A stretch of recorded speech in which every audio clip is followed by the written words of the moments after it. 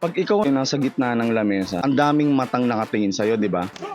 Kaba mo na baka matalo ka niya. May trash talk din di ba? Hindi mo alam yung mangyayari whole round.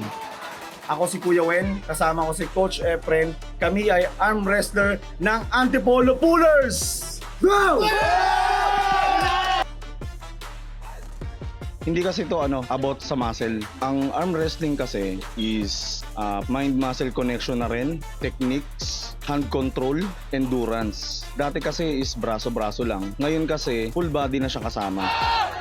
Don't underestimate your opponent. Pero malalaman mo yan, yung lakas ng kalaban kapag nahawakan mo na siya. Yung hand control niya, then techniques niya. Tawag dito ay choke.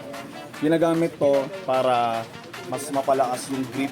Pag bumitaw ka naman dito, is foul din siya.